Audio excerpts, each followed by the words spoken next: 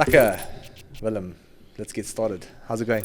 Good, Jandre. Good in yourself. Thank you for having me, man. Yeah, I think we've been threatening to do this for a while now. Yeah. Chat a little bit about, your business, the success behind it.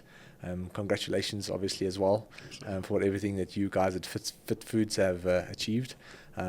You've been with us on this journey since 2022, 2021. 2021, yes, just after COVID. Crazy. And obviously, it's the market's always getting more and more competitive. Yes. So you guys have done so well in terms of innovating and always improving.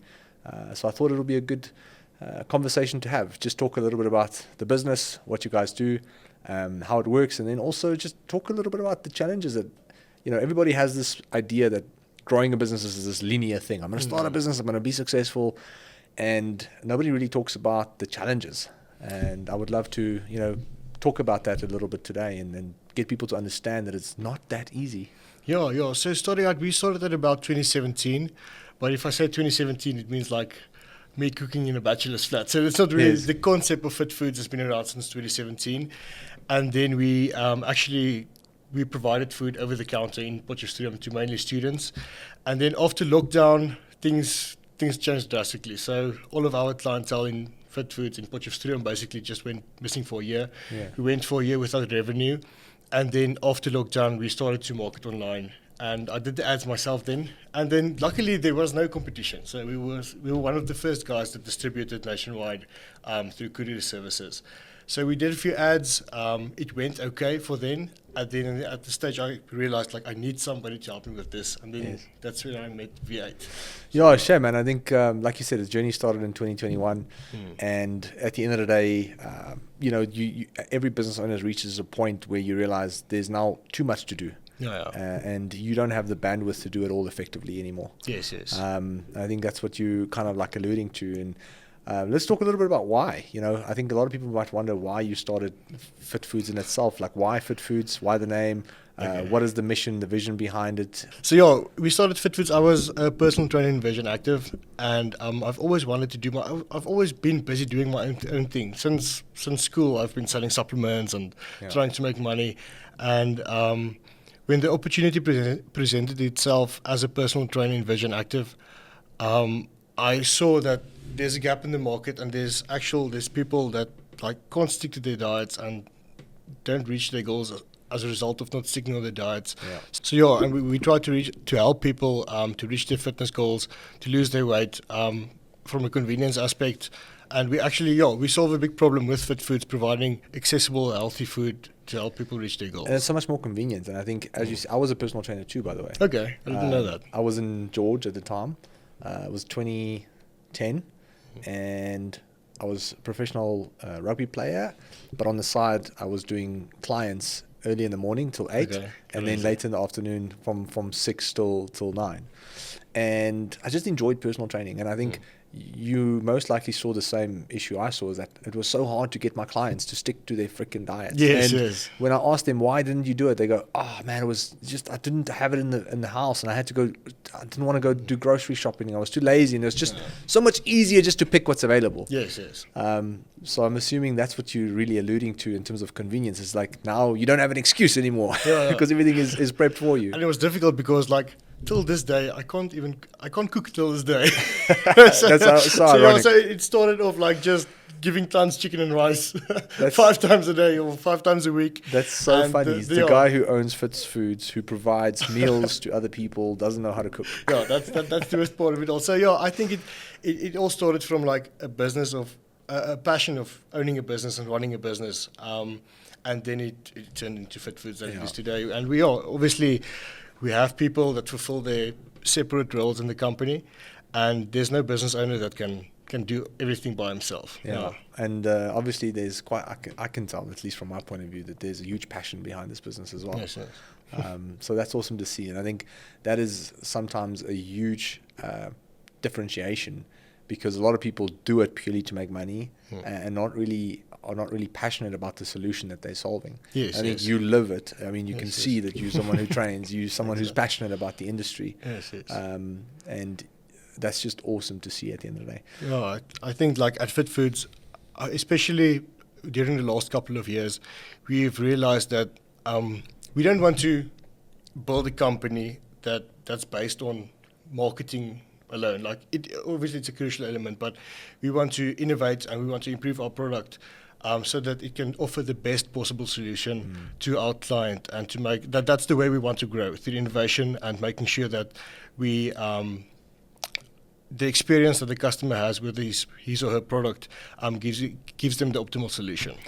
100%. And I think I want to ask the next question is, like, what challenges have you had since starting up until now? I mean, what would be some of the biggest challenges that you've had, you would say? To be honest with you, like, starting out, I didn't know shit. Like, I didn't know anything, like, business-wise, food-wise. It was like the past 7 years was like a constant learning curve. Yeah. So from hiring the right people till drawing the conclusion of, okay, cool, in the beginning, I need to fulfill every role. So I need to be the marketing guy, I need to be the cooking guy, the stock guy. And I think it's important because eventually one day when you get your marketing guy and the guy that controls the stock, you need to be able to learn them how to do what they are supposed to do. Yeah. And most of the time, it's optimal if that person can do it way better than you. So that's the guy I want to hire. But I think hiring the right people, it was like a steep learning curve to get the right people to work for you. And probably people is the core of FitFoodz. I mean, that's any successful business, right? Yes, I mean, you're not going to have a business without the right people. No. And I think I've only heard good things about you. Like, the people I've spoken to who do know you, as much as I sometimes try and find out what bad things there are, like, nobody's got anything bad to say about you. And you can even see, like, you've got such an authentic, true smile. You're always positive. Every engagement that we've had has always, just been extremely pleasant. And I think you're just vibrating good energy. And I think you're also naturally starting to attract those people into your lives. Yeah, thanks, Jandre. Yeah, likewise with you. And the sort of conversation that I had with V8. Like, I think that's the best way to grow a company. But also when it comes to suppliers, and I mean, we basically, partner with you, and when I say partner, I mean, we're a supplier, but we care like the business, like we're a partner. But the reality is it's not always smooth sailing. Now, whether you're dealing with a partner or a supplier, it's not always, things aren't always as smooth as you want it to be. There's challenges along the way. And I would be very open to chatting about some of those challenges, because I think a lot of people think that they're going to hire a marketing agency and they're just going to shoot the lights out. And funny enough, you're probably one of the 10% or part of the 5% that it actually happens to, because from day one it did shoot the lights out. But there's been other challenges, in the journey too, in terms of back end stuff, and there's new kitchens that you need to expand on. And then on our side, sometimes we humans, we make mistakes, and there's certain things that don't always work out the way that we thought it would. I think especially when dealing with other businesses like suppliers and like our media agency like V8. You must keep in mind that, like, you are those suppliers as a customer. So, say for example, a customer orders food from you, from FitFoodz, and there's something up, the delivery is late, or you've successfully delivered them like top class meals for the last 6 months, but then this one time there was late delivery, or the packing team mispacked his order, and as that customer would get into contact with you and tell you about the problem, you want to do the same with your suppliers. Because if I have, like, for example, we use a local butchery in Potchefstroom called Homestead, and they are like the best of the best. But if say for example, we get a wrong delivery from them, it's not justified for me to go and get into Homestead and yell at the people, what the fuck are you doing? So because we try to form long-term relationship with all of our suppliers, with the people we are dealing with, to find the optimal solution at the end of the day to offer the best quality product to our customers, the best marketing, the best packaging.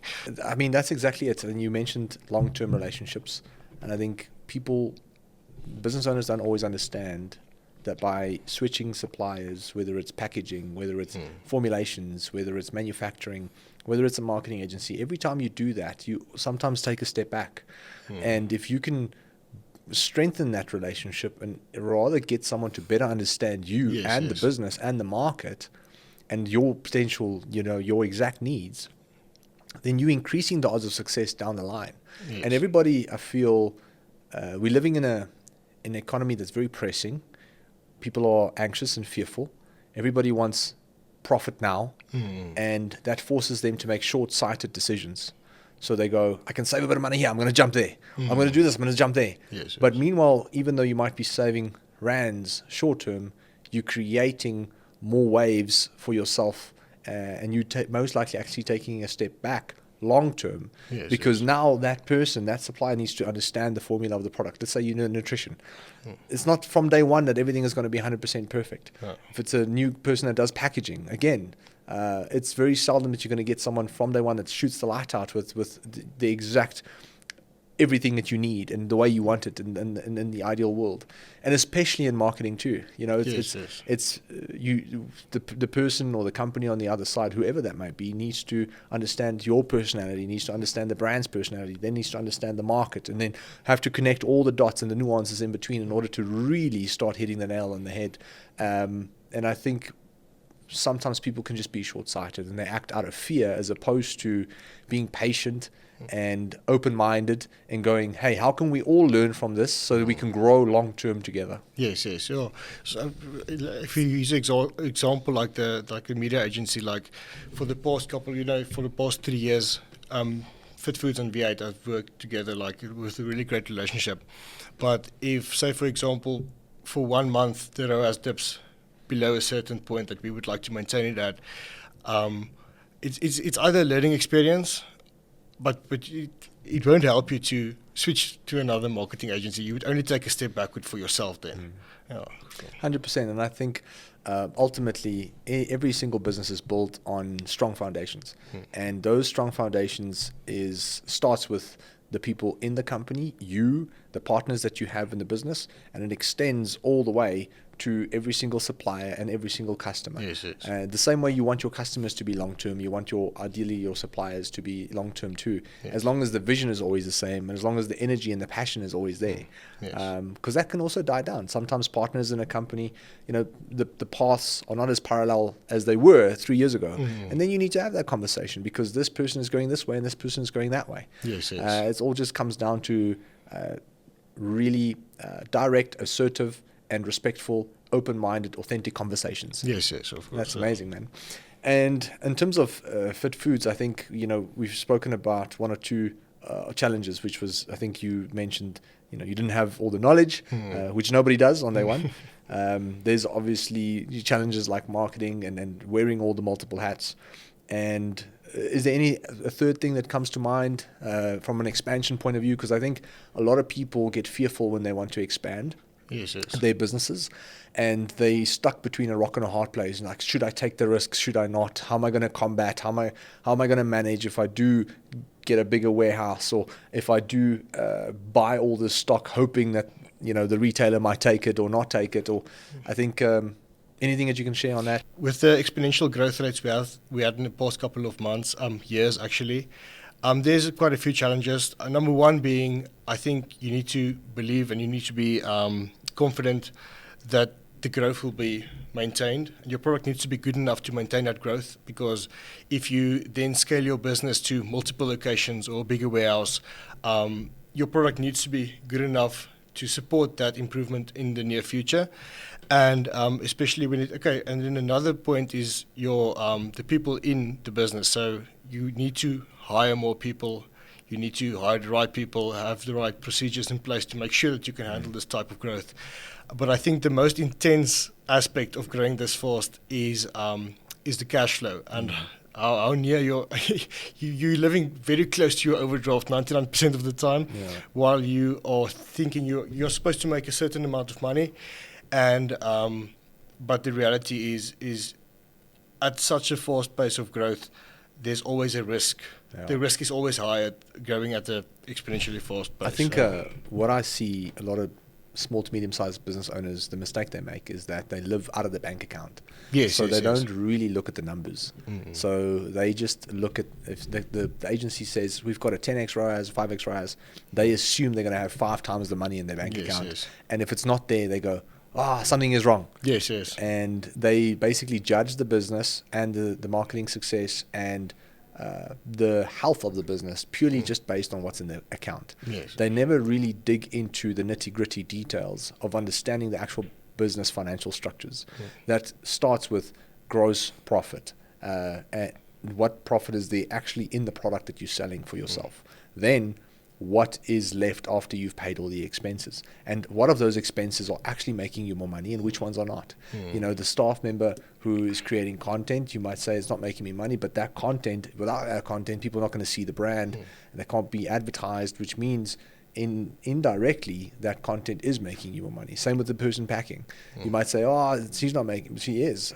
He is, because without that product going out, you're not going to get that money back into the business. Yes, yes. So it's really scrutinizing, in my opinion at least, having clear data and then scrutinizing what is actually generating revenue and what's actually not, and what expense at what level of quantification out of 100, is that actually impacting the business? Yes, because I think a lot of people don't have the time or the energy or the knowledge in order to actually scrutinize their numbers. And you mentioned now to me when we were having a coffee earlier, you said you just hired a full-time accountant. Just to make sure where's all the money going, because especially in the beginning when you're tasked with doing the marketing, driving around to get the stock, doing the staff's admin, all of that stuff. So responsibility like keeping your finger on the financial pulse of the business and doing all of the nitty-gritty stuff, that gets lost so easily, and that's the most crucial part. Like I told you when we were having a coffee, we were like paying a payment provider like 40 to 50,000 rand a month more than we could have like potentially saved with another one. But that went on for like 2 or 3 years. Yeah. And I think making those optimizations will definitely ease the stress of exponential growth as well, if you can have all of those nitty-gritty stuff in place. But I think it's difficult to say that to a new business owner that just started out. They just figured out their product, their marketing, and then like, okay, just remember to check. Just remember to check your payment processor. Exactly. The transaction fees. There's just too much in the beginning to really understand. It's almost like you have to indoctrinate them slowly but surely into all of these other metrics that they have to be aware of. It's like in the first, just get a good product. Okay, cool. Now that you've done that, just make sure you've got good marketing. Okay, now you've done that. Yes. And I think like being an entrepreneur, I think like you would train a muscle to develop that muscle. You have to. I think it's a certain mindset and it's a certain way of thinking. I think some people look at entrepreneurs and think, okay, cool, that guy has something special and I won't be able to do that. But I think it's a conscious effort of thinking in a certain way. And I think especially being able to think from this perspective of a consumer, like how do I structure my offers and what would solve their product more efficiently? Why would they buy from me? I think, at the end of the day, I think being an entrepreneur and thinking like one is the constant effort of trying to think in that direction. Yeah. Like you said, it's like a muscle. You have to constantly read books, listen to podcasts, chat to like-minded people, challenge your perspectives, challenge your ideas. There was a saying that I have, there is a saying I have to the team, is that when I come up with an idea, don't tell me that it's good, tell me all the reasons why it's not good and why it's going to fail. So you have to get into that habit of not really wanting to stroke your own ego, but more got, how can I get better on a daily basis? How can I get better at understanding my numbers? How can I get better at negotiating with suppliers? Because we were talking about this earlier too, is that so many people actually shy away from confrontation and negotiations because they either are not aware that they can negotiate, or they don't have the skills to negotiate, or they don't have the personality to actually express themselves and go, how can I save a percentage so that I can leverage that in order to drive more sales so that I can give you more money at the end of the day? Example, a supplier for packaging. Is there a way we can get an extra percent over here? Because with that percent, I can spend more money on marketing, hypothetically. With that, I can generate more sales, which means I'm going to come back and buy more units from you.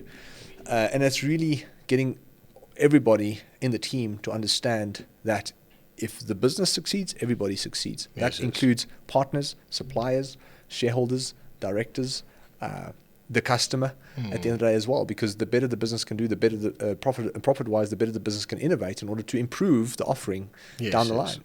And I think that's where a lot of businesses get stuck between a rock and a hard place, is because they don't have the profitability to do any of those things. So they can't, if they have a good product, they can't get people to see it. And if they get people to see it, they can't innovate over time because they don't have that little bit of a profit buffer that will allow them to test what can actually be done better. Yeah, and the thing is, like, you can only, especially, except for if you have like a really special, unique product, I think there's no market, like an exact market price for it if you have a very exclusive product. But the ceiling of your prices is only so high. If I charge $150 per meal tomorrow from FitFoodz, nobody's going to buy it. So you can increase your prices up until a certain point, but as soon as the value price equation doesn't work out for the customer, you're just going to lose a business. So then you need to go and work on that bottom line. So go and find a better payment provider, go and talk to your packaging guy and negotiate terms. So 100%, man. If I look at your reviews, you've got hundreds of positive reviews, which is amazing. A lot of them specifically talking about service, quality of the food and whatnot. What at the end of the day do you feel you guys do differently? And obviously you don't have to disclose any trade secrets, but on a service level, that's one thing that I saw that you guys are exceptional at. Maybe we can talk a little bit about that. I think FitFoodz, we don't compromise on our ingredients at all. So if there's something in that meal, it's the best of what we could possibly find to make. Can you give an example of that? If we will, like for example, our rump steak, we only use A-grade rump steak. That's like it's received from the abattoir on that exact same day. It's cut and it's sent to our kitchens. Really? Wow. So everything is like top class. I mean, our packaging machine, we are one of, I think, 2 companies in South Africa that has this skin packaging machine. Is there a benefit to having that? Yeah, I think that's the only machine that that can skin pack. So the skin packaging results in the meal doesn't get any freezer burn. It doesn't lose any of its nutritional value or its taste. It doesn't like pull in water, and it eliminates like 99% of the bacteria from the food because it sucks out all of the air. Oh wow! And it's also the only skin pack. Like if you see other skin packed meals in that oval tubs or skin packed food, it should be polyprop plastic, because the other skin packed materials is made from PET plastic that leaches into the food. So that's like the gold standard of packaging that we use to package our meals. And just to cut in there, like I don't think a lot of people even know that you provide that. Yeah, but you can't go on social media and say, hey, we use this plastic and it doesn't leach into your food, but check those competitors. Don't eat their food, it's going to kill you. Even though it would most likely do. There's that. And then I think, especially in the last year, we sat down and we were like, okay, cool, this is our product. The food is optimized in a way that we are a healthy meal prep service, and that's the product we offer. And there's a certain line between like healthy and delicious, and then a certain portion of the market demands it to be more convenient, like takeaway kind of food that's convenient and like meal prep service. But FitFoodz focuses on the health and the results. So kind of sometimes we get pulled from our clients and we ask, like, say for example, the mince might be a bit dry in some of the dishes. And of course that's 100% true. But the flip side to the mince not being dry is the mince having a lot of fat in it. Yeah. And that's not what we stand for. That's not the goal we aim to achieve. So I think we stay true to our mission in delivering like meal prep food that will get you the best results. And then in the past year, we focused on like, as soon as the customer buys from our website, what communication do they get from us? So we try to do our best to have direct communication with each and every customer. If you have a question and you contact us, we'll get back in like 5 minutes. Tops. Amazing. And then especially on the delivering front as well. So we are the only company in South Africa that offers next day delivery, which is across South Africa. So yeah, we try to work on the customer experience, because the first sale you make, like involves acquisition costs, and you don't make any money on that. But like we try to innovate our product, innovate our service, and get the best possible experience to the customer, so that we can build a little family of FitFoodz That's cool, clients. man. Yes.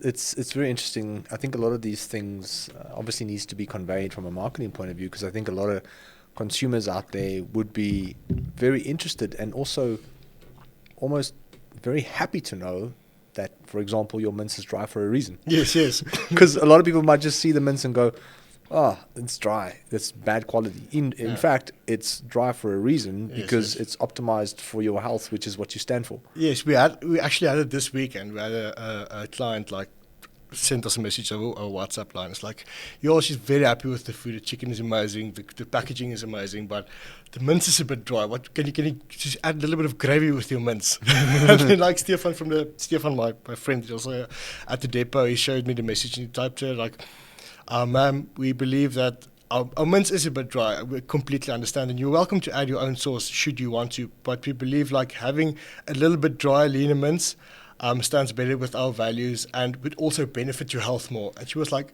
oh, I didn't think of it that way. Thank you so much. That's amazing. And that's also, you have the option to put sauce on. Yes, because you at least give them the option. Say, listen, the mince is dry for a reason. When I say dry, it's obviously not, it's edible and it's nice. But they go, oh, it's a little bit dry. But it's a little bit dry for a reson, because there's less fat in it. And it's ideally better for your health. And therefore you can put whatever you want in it. Yes. When you get it, that's up to you. Yeah.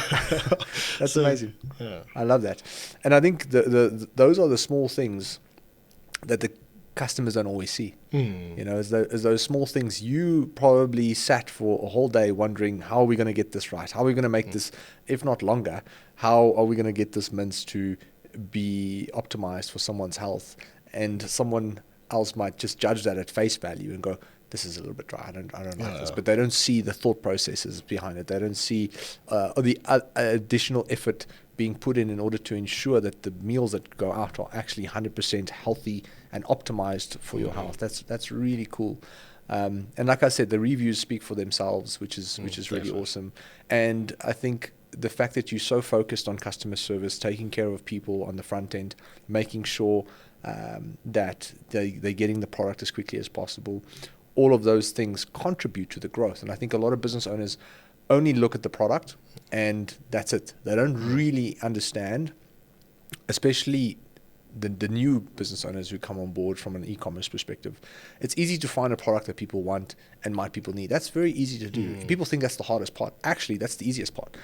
The hardest part is now making sure that you, as the person inquires, that you're giving them the best experience all the way through, from the intent of buying to getting the product and to them coming back and doing it again and repeating that cycle. So I just want to say kudos to what you guys have done, man. No, thanks, Jan. And we've also, there's been a stage where we sat down and we looked at our metrics, and our conversion rate was decent, our return rate was decent, our returning customers, and we thought, okay, cool, it's time to bump up the marketing, the ad spend, and it did work.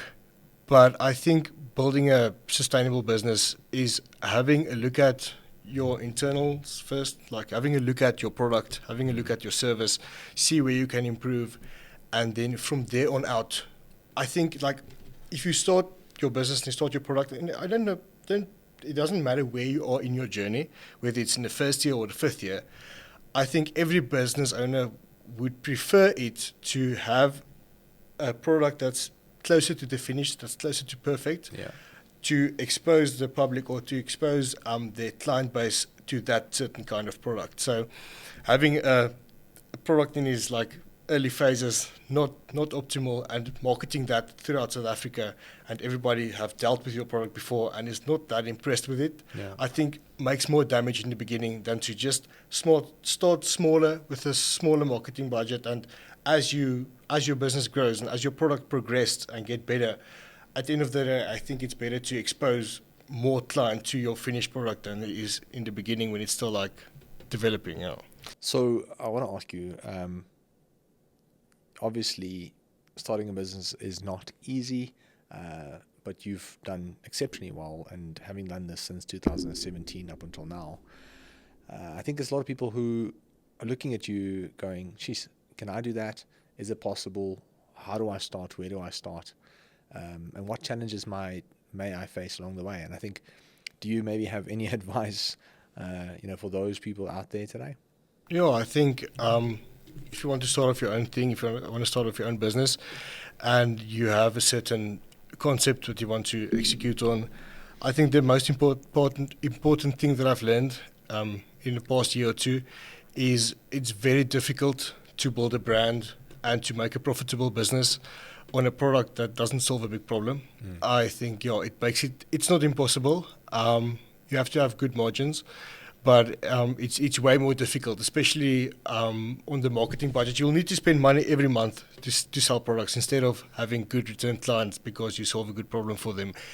And the other thing is, I think there's a culture in entrepreneurship, like on social media and Instagram, with all of these big influential entrepreneurs that goes out and says you need to have these 12, 15, 16-hour work days. And if you run a successful business, I think you need to focus on what needs to be done in the company and how you can structure your people that's working for you to handle every aspect of your company as efficiently as possible. Like, for example, we pack 1,500 meals a day at FitFoodz. So if I attempt to do that myself, FitFoodz would not exist today. So I think, make sure your product is good, make sure you have a decent quality product. Don't focus on make sure you have a decent quality product, and make sure that your team is working efficiently. And that's basically it. So first of all, I just want to say that I really appreciate your time coming through today. It's been such a pleasure chatting to you. The energy has been insane. You're just such an awesome, positive, authentic human being. And I wish you nothing but all the success in the world. Thanks again, and all the best for you guys in the future. No, thanks, Jandre, and thank you for the opportunity, man. It was amazing to see your podcast setup here, and to spend some time with you. I really appreciate it. Awesome, man. Awesome.